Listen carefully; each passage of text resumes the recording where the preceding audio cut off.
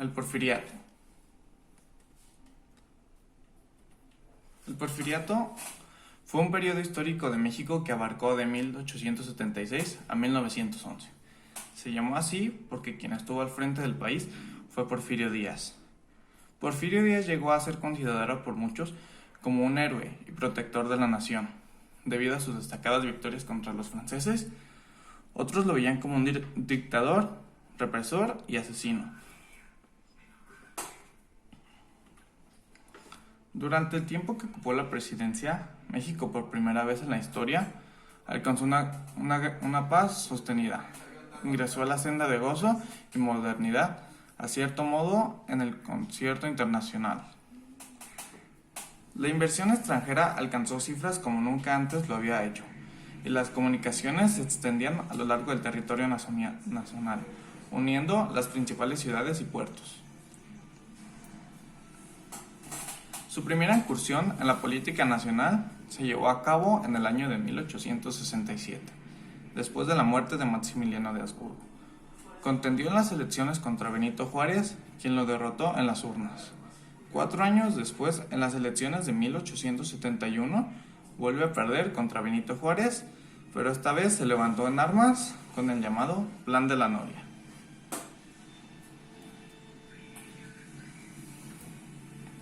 En 1878 nuevamente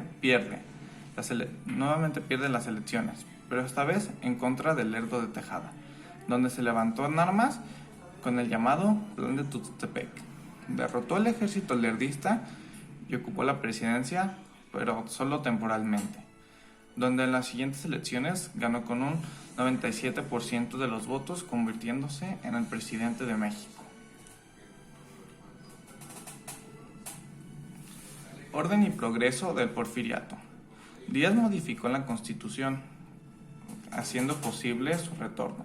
Decidió pacificar el país de forma definitiva para lograr mantenerse, pero con estrategias políticas, económicas, sociales, culturales y educativas.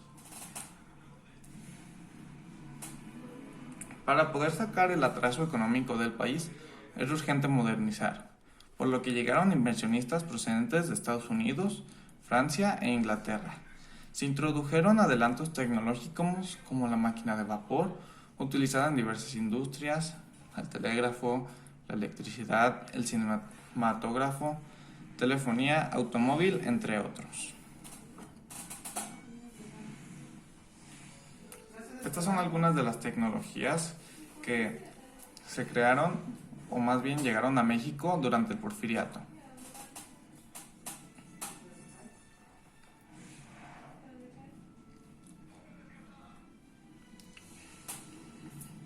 En el caso del Porfiriato, en 1904 Díaz ganó la presidencia, un hombre de 74 años de edad. En 1906 estalló la huelga canonea, conflicto político sindical. Los trabajadores de una empresa minera, bajo una influencia liberal, encabezado por Flores Magón, hicieron un paro liberal en protesta al maltrato que sufrían. El movimiento fue derrotado y los líderes encarcelados.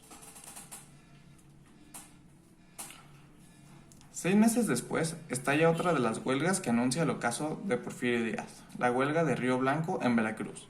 Después de haberse relegado en 1910 a través del fraude electoral, Díaz tuvo que renunciar a la presidencia de México y abandonar el país. Conclusión. Después de la muerte de Maximiliano de Habsburgo, Díaz aspiraba a la presidencia de México. Perdió 2 veces contra Benito Juárez y una vez contra Tejada. Al perder, se levantó en armas en 2 ocasiones. Cuando ascendió a la presidencia, lo hizo con un 97% de los votos, y durante su presidencia modernizó el país con ayuda de inversionistas extranjeros. Debido a la inconformidad del país con sus relaciones, se produjo la Revolución Mexicana y tuvo que renunciar a la presidencia y abandonar el país. Estas son algunas de las consecuencias que trajo el Porfiriato. Estabilidad política. Desde su independencia, en México 1810 hasta el Porfiriato, Díaz instaló su gobierno de facto. México se caracterizó por las constantes confrontaciones a nivel político. Modernización.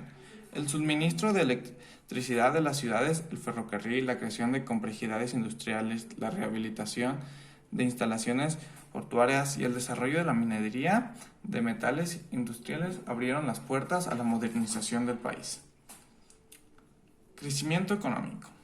Para alcanzar el progreso, México necesitaba capital y el Porfiriato logró arreglar asuntos fiscales del país, tanto a nivel nacional como internacional, y la distribución desigual de la riqueza.